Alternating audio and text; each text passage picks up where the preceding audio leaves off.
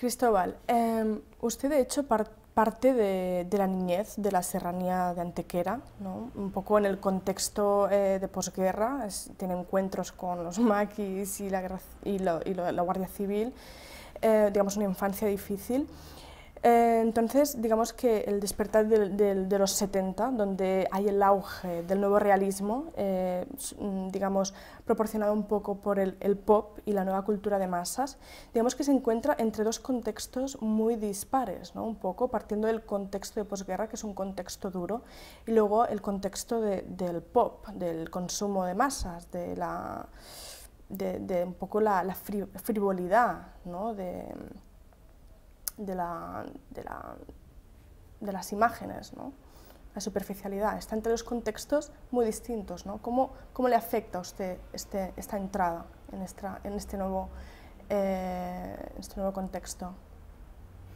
Sí, yo creo que conviene aclarar que yo he sido un pintor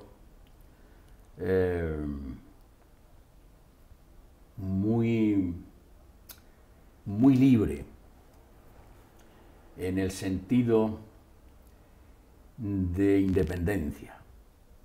Quizá eso pues lo haya pues digamos modelado mis orígenes, mis orígenes de soledad en un campo en donde solamente me enfrentaba pues con un cielo estrellado, con una naturaleza y con una soledad absoluta.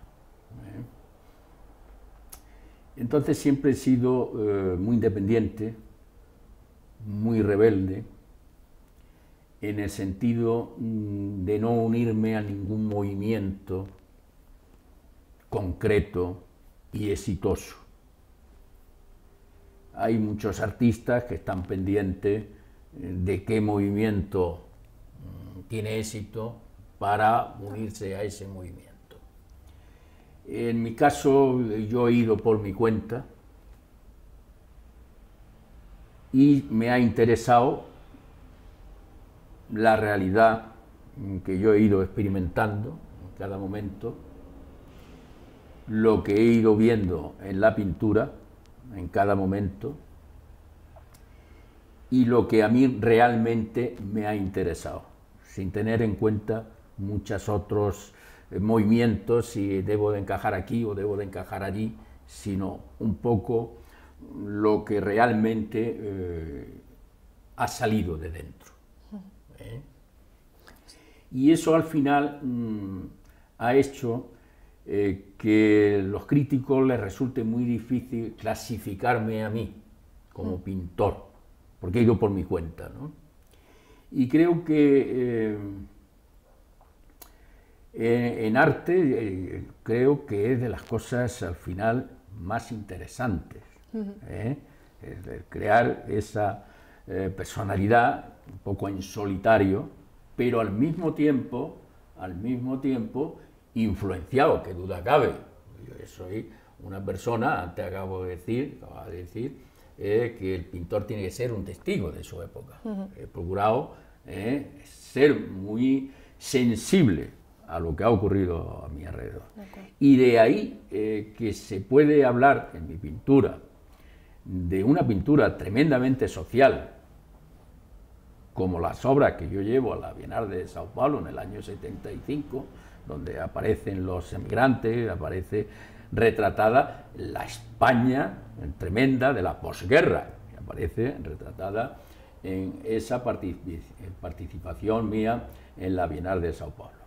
Pero al mismo tiempo que he sentido y he sido sensible a esa situación social, al mismo tiempo me ha emocionado pues la carrera espacial, el que un hombre suba a la luna, eso me ha emocionado, ¿no? Y ver que ahí está el espacio y que nosotros somos una bolita en el universo apenas perceptible y que tenemos el gran desafío de las distancias cósmicas. Todo eso a mí me emociona y todo eso forma parte de nuestra época. Y de una forma o de otra todo eso aparece en mi pintura. Y aparece también pues la influencia o la presencia de la pintura del pasado y de la pintura de la modernidad, de lo mejor que se ha hecho en los tiempos modernos, ¿no? Todo eso crea una pintura difícil, como decía, de clasificar, pero al mismo tiempo llena de contenido. De acuerdo. Cristóbal, usted empieza la carrera de Bellas Artes en Sevilla, luego se desplaza a Madrid a los principios del 60, 1960, y ahí acaba la carrera de Bellas Artes y se encuentra en un contexto donde aflora el realismo posvanguardista y donde queda un poco la marca también del informalismo, ¿no? Importante. En los 60 empieza a desbordarse, ¿no? Entonces, usted recoge también la experiencia informalista desde inicios hasta el final de su trayectoria, ¿no? Podemos ver al final los rasgados. Es importante la experiencia informalista para usted también, aparte de adherirse, digamos, al grupo realista. Bueno, yo he sido un pintor, digamos, muy pragmático, en el sentido que me ha interesado todo lo que yo he considerado importante en arte, tanto del pasado como de la modernidad, de la actualidad. Lo que pasa es que cuando estudias Bellas Artes, como fue mi caso, terminas Bellas Artes, yo terminé como un alumno brillantísimo, saqué el número 1 en mi promoción, creo que soy el alumno de Bellas Artes que mejor notas tiene de toda la historia de las Bellas Artes de España, con lo cual ya es ser un buen alumno, pero cuando salí de la escuela me di cuenta que con estas notas no se iba a ningún sitio desde el punto de vista artístico, entonces había que plantearse buscar tu propio mundo, tu personalidad, y eso sí es muy difícil, en un contexto en donde por un lado pues estaba el realismo, por otro lado estaban los informalismos, daba la sensación ya que se había hecho de todo, y en esos comienzos pues siempre empiezas haciendo cosas y terminan recordando a alguien, ¿no?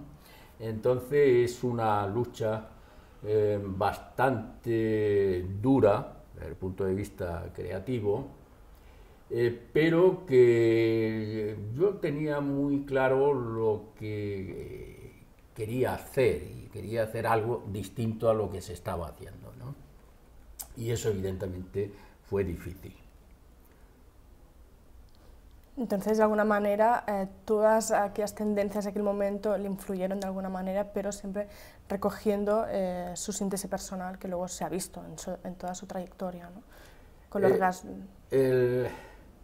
Efectivamente, como decía, es muy difícil plantearte, pues, como en estos momentos, ahora crear algo nuevo con todo lo que se ha hecho, con todo lo que se está haciendo, pues es muy complicado.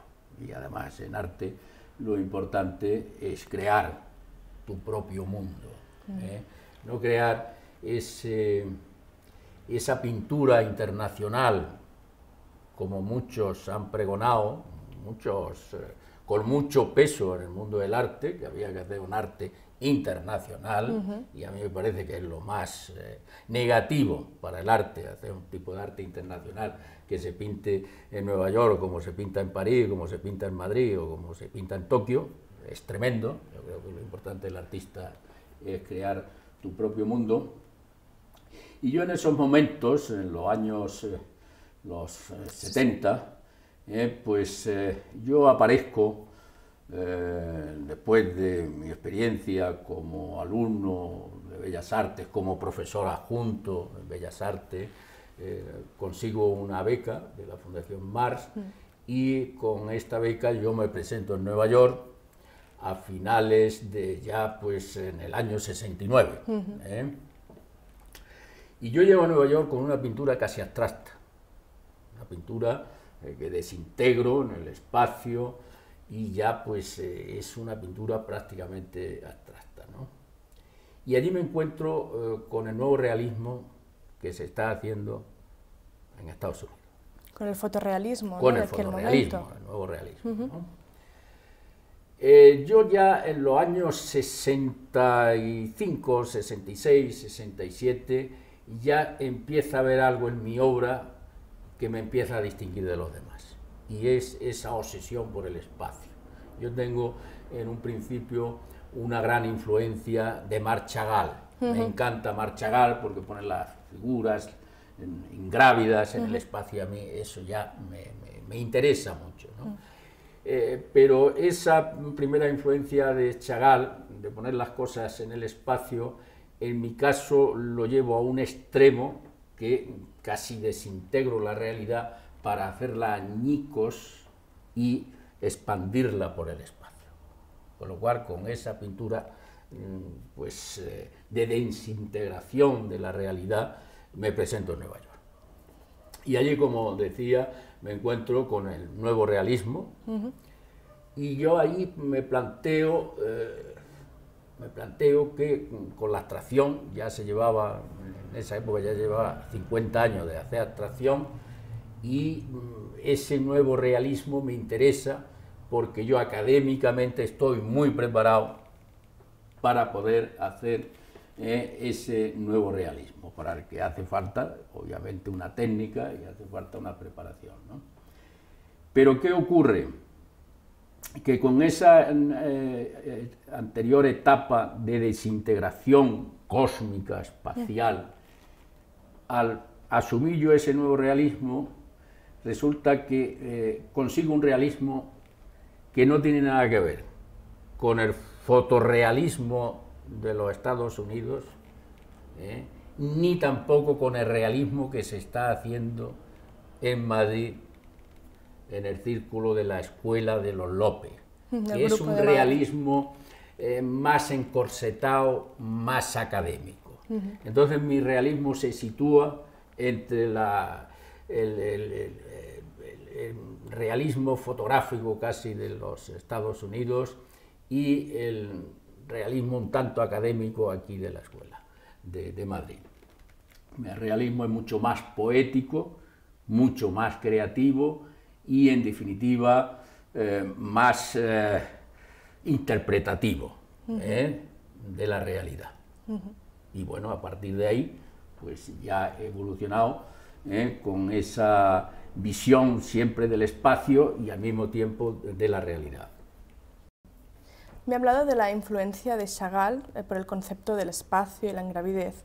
También citan una influencia ya de juventud, de sus lecturas, de Kafka. ¿En qué sentido recoge, a lo mejor, ese mundo kafkiano en sus obras? A mí, decía al principio de la entrevista que soy un artista pragmático en el sentido de que me interesa lo bueno, ya venga del pasado o ya venga de la actualidad, ¿no? A mí me ha interesado mucho, me sigue interesando la realidad, partir de la realidad. Creo que no hay nada tan misterioso como tan extraño, tan extraordinario como es el mundo, como es la realidad. Es algo sorprendente. Ahora mismo aquí en esta entrevista que estamos haciendo, pues desde un punto de vista normal puede parecer una cosa pues normal, y sin embargo, pues desde otro ángulo es algo extraño, que yo esté aquí dando unas explicaciones y que usted aquí me esté escuchando, ¿no? Entonces me ha interesado mucho, primero,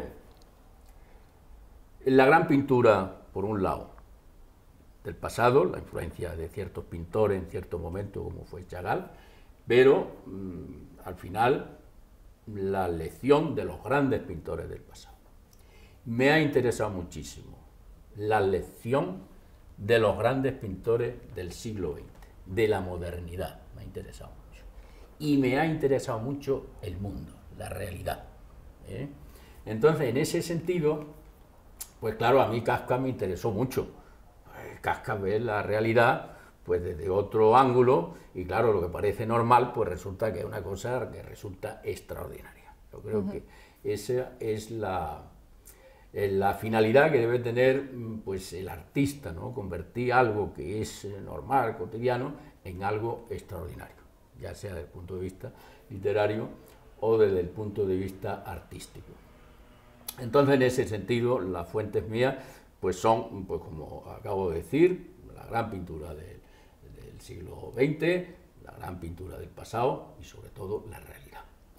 Recogiendo estas influencias de la historia del arte, que me estaba contando, tenemos como ejemplo, en una obra suya, el ejemplo excelente de Velázquez, ¿no? Hay una obra que le dedica a Velázquez, el de las Meninas, pero hay una reinterpretación mitológica o histórica muy acorde a lo mejor con el mundo que me está explicando ahora, o ya con los elementos de las maletas que desbordan, digamos, el espacio del Alcázar de Madrid, que parece darle la vuelta un poco al significado de la obra, ¿no? Sí, las versiones que hago sobre Velázquez, sobre las Meninas de Velázquez, sobre la familia de Carlos IV de Goya, en realidad son homenajes a estos dos grandes artistas, ¿no? Pero es un desafío como pintor partiendo de las Meninas, en donde yo no he querido distorsionar la realidad del cuadro, como hizo Picasso, que hizo lo que le pareció con absoluta libertad. Parece que hay una frase que cuando fue a hacer la interpretación, la pre de las Meninas suyo, dijo, a ver qué sale aquí, ¿no? En mi caso, yo soy muy fiel al cuadro, trato de mantener el ambiente, la atmósfera del cuadro de Velázquez, pero al mismo tiempo estoy introduciendo ahí algo mío, que es el equipaje, ese equipaje que corresponde al siglo XX, es meter un equipaje del siglo XX en una estancia del siglo XVII, con lo cual ya eso crea ahí un impacto pues, surrealista, un choque ahí impresionante, ¿no? Pero con la intención de... La intención es hacer las Meninas de Velázquez, pero al mismo tiempo hacer mis Meninas, mis Meninas. Y en la familia de Carlos IV, pues hago un poco pues, otra transformación. En la familia de Carlos IV aparecen los personajes que están posando, allí le están posando a Goya, y en mi caso, como les pongo maletas, como les pongo allí un capacho allí para llevar a un niño y tal, incluso hay una máquina fotográfica por allí, pues esos personajes que en el cuadro de Goya están posando, en mi cuadro están viajando, con lo cual ya se produce una transformación ahí importante. Recuerdo que este cuadro fue muy comentado porque lo pinté en el 75, cuando ya la monarquía de nuevo pues vuelve a España, y entonces se interpreta como que, bueno, pues que va a ser una monarquía de llegada y marcharse con las maletas. Pues yo lo estoy anunciando ahí, ¿no? Hay muchas lecturas. Pero en definitiva yo lo que quiero hacer es un homenaje a Velázquez, a Goya, y transformar sus cuadros en cuadros míos. De acuerdo. Entonces, esta simbología de la maleta, que ahora me acaba de decir que incluso tiene una gran colección de maletas, ¿no? Que seguramente todas han sido pintadas, ¿tiene una interpretación algo personal o es algo más de intención social, de intervención social, como la maleta como símbolo de inmigración personal, de inmigración anónima? Un poco la intención. Otra de las cosas que insisto mucho es que el artista tiene que ser un testigo de su época. Y en nuestra época pues se producen muchos viajes, nunca como ahora se ha viajado tanto, se produce ese movimiento de las migraciones, con lo cual hay maletas, estás viendo maletas por todas partes, ese tránsito que se produce. Y eso es lo que yo recojo, me parece muy interesante desde el punto de vista temático, ese mundo del equipaje, de la maleta, porque aparte de que la maleta, el equipaje ya tiene una belleza plástica extraordinaria, pues para mí tiene una simbología muy profunda, ¿no? Porque al fin y al cabo aquí estamos de paso, es un tránsito el ser humano por la vida, pues es un tránsito lo que se produce, ¿no? Y la maleta, esa situación siempre de ir de paso, esas figuras que yo suelo pintar, solitarias, en habitaciones, acompañadas con su maleta, hay siempre ahí esa sensación de ir a algún sitio, esa sensación de tránsito, ¿no? Incluso el diálogo del personaje con la maleta, ¿no? Sí, ese diálogo interno entre ellos, ¿no? Exacto, ¿no? Ahí hay algo realmente interesante, misterioso. Yo, por ejemplo, en el estudio que tengo en el campo, que tengo varias naves llenas de equipaje, llenas de maletas, pues cuando entro a una de esas naves llena de maletas de que he ido coleccionando, buscando a través de los años, pues tengo una sensación impresionante, ¿no? Porque hay esas maletas, hay esa ausencia de los personajes que han llevado esas maletas, pero al mismo tiempo hay una presencia que debe estar en esas maletas, ¿no? Hay un misterio, ¿a quién han pertenecido esas maletas? ¿Dónde han estado? ¿Qué han llevado dentro? Ahí hay mucho misterio, ¿no? Y por eso me obsesiona tanto esa temática. Aparte, eso nos conecta un poco con el tema de los bodegones, ¿no? Hablamos un poco también de las vanitas, ¿no? Como pintaba Antonio Valdés Leal en el barroco, ¿no? Ese paso del tiempo representado en el objeto, ¿no? Un poco el deterioro del objeto, que también se nota un poco en la pincelada, en la gama de colores, ¿no? Ahora a lo mejor vemos más color, pero sí que ha tratado el color de forma muy con colores muy sobrios, sí, ¿no? Colores muy sobrios. El paso del tiempo es constante también, ¿no? El tratamiento del objeto. Sí, sí.